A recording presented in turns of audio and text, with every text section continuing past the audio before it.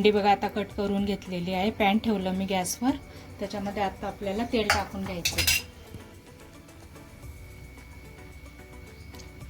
या तेलामध्ये आपण भेंडी फ्राय करून घ्यायची.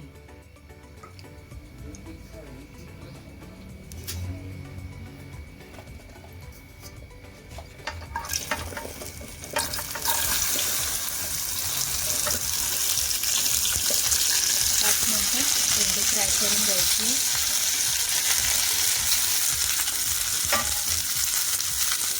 झाकून ठेवायचं नाही.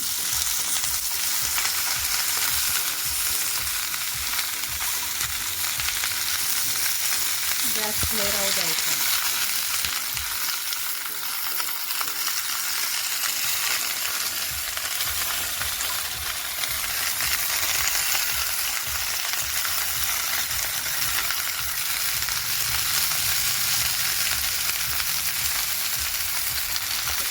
नंतर भेंडी अशीच फ्राय करून घ्यायची.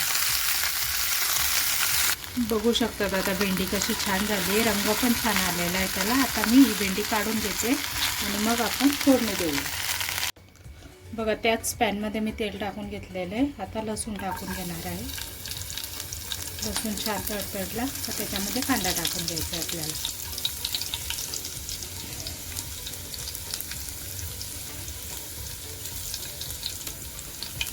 तर मी कांदा टाकून घेते. एक चिरून ठेवलेला कांदा टाकून घ्यायचा.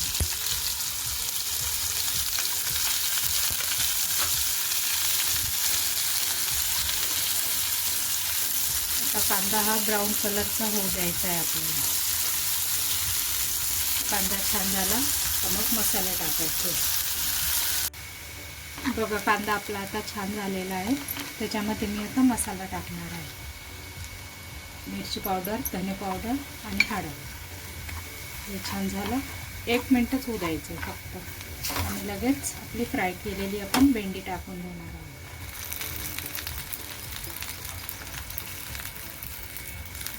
छान मिक्स करून घ्यायचं आहे आणि नंतर मीठ टाकायचं आहे, कारण भेंडी चिकट झाली नको पाहिजे. 2 मिनिटं तिला वाफ द्यायची छान. फक्त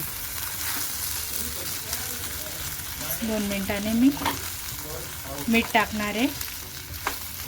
मग तुम्हाला दाखवते.